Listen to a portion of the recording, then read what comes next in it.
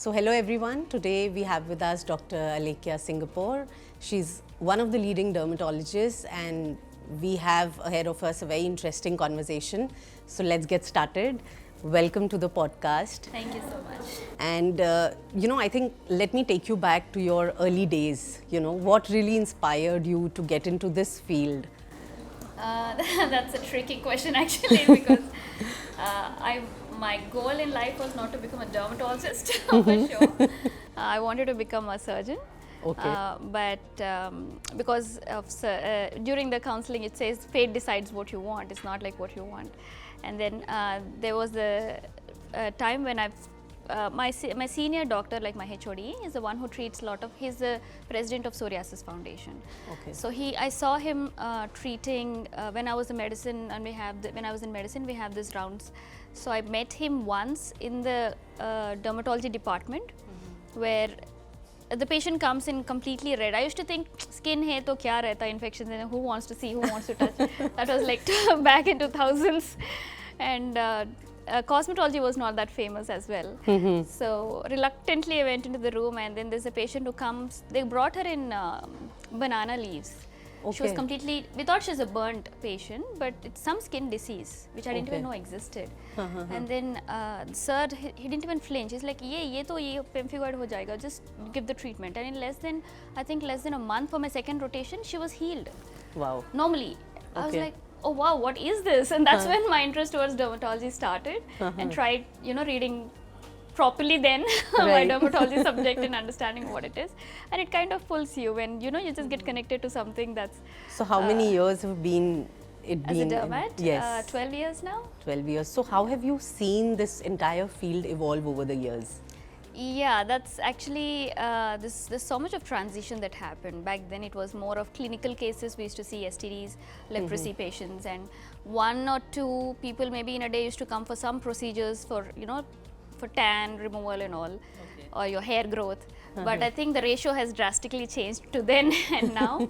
Most of them go towards the aesthetic part of it, especially getting the procedures and all those things have drastically increased. Okay. And that's because definitely of the awareness that we created. So clinical side is still there as strong, but I see every individual part of dermatology, which includes venereology, the STDs, HIVs, the leprosy part, dermatology, cosmetology, hair transplant. So individually, all these subspecialties have actually, even pediatric dermatology. All Okay. these things have evolved because we have single specialty hospitals on pediatrics. Right. We have separate clinics for aesthetics, separate for leprosy. So it's a really good evolution that I've seen in dermatology in the last 12 years. A good one. Okay, like you talked about the switch. So, this in terms of aesthetics, what are the kind of surgeries that are most common these days? Surgical, if you're looking at dermatology, the main thing for us is hair transplantation that we do. Okay. Or if there's any swellings, if there's any scars that we can do, or redefine the scar without being visible directly outside. Minimal surgeries like your nail surgeries and vitiligo surgeries, kind Okay. of things we do. But What are some odd requests you may have got from your patients? that Odd? Yeah. I'm not sure if I can speak on camera. If there's something that you can share with us, because we Yes. do know vanity is what sells these days. Yes, So, yes. So the thing is, most of them want treatments permanently. If someone comes for skin lightening or to look whatever they want to, that should be permanent. And if it is not permanent, they consider it as why. तो फिर आप dermatologist बन के क्या? Those kind of statements are awkward when I hear. That's because of the less understanding. But yeah, those on Okay. a daily basis, we'll at least one patient say that and go, ma'am, whatever treatment you're giving, is it going to be permanent? And when I say no, I say like nothing in life is permanent, sir. Then why did you become a doctor? what are some other common myths that you come across that people keep asking and you really want to address it right now for our audience? Oh, there's like millions of them, but maybe Top five, three, maybe. top Three. five. Yeah. First thing is self-treatment, definitely, which is applying toothpaste, apply garlic, or for your acne, and thinking that they'll go overnight, which will definitely not do. It will actually cause more of contact dermatitis later. So a pimple, say, or you'll get even more bigger allergic reaction on the skin. Okay. Second thing, I see a lot of people using baking sodas on their face, which will actually peel your skin completely. and Okay. cause lot of inflammation. I don't suggest you're supposed to do that. And preparing home remedies, home concoctions, it's like this is good. Turmeric is good for inflammation, and something else is good for something. Something else is good for something.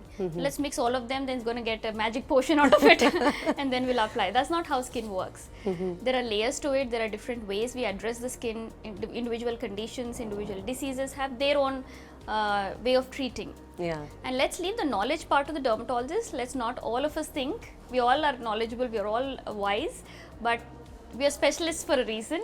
So please make sure don't try home remedies, applying toothpaste, garlic, and I've also seen applying onion juice on the scalp Yeah. for making the hair grow, and products coming out of it. Absolutely, that's a big market. I know everything is a big market. Yeah. So I don't think these kind of things will actually help you. Forget about helping you. They wouldn't. They would actually do more damage than helping you. So you do not want to be in a state like that. So I would definitely, if someone would take something out of these 4 or 5 points, whoever is doing this currently, please stop and come to the dermatologist that you're Please watching right listen now. to her instructions carefully. Watching right now, and make sure you visit me the moment you Yes. see the video.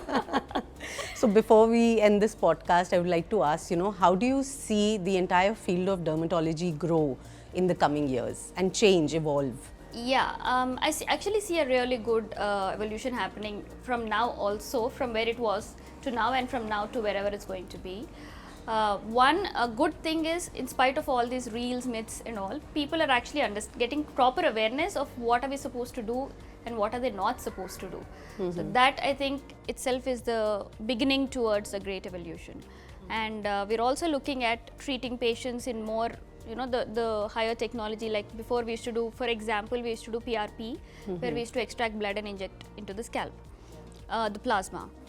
Now we don't have to do that. There are so many things. There's GFCs, there's exosomes. There are a lot of other concoctions that are happening for making the hair grow. So it's not just outside healthcare that we're seeing evolution happening in the world. Even in healthcare, even in dermatology, even in aesthetics in dermatology, minimal things are also actually growing a lot. Like new technology comes in, new lasers are coming in. So we're trying to, as they always requested, can we do something permanent? So maybe we will try, That and may in be the the end, in the end try to bring up with something that's going to give you a permanent cure for skin diseases and permanent beauty looking faces according to the standards. I see that, I see us going that side. Great. Thank you so much for taking out time to talk to us. Thank and, you so much for inviting. Thank you.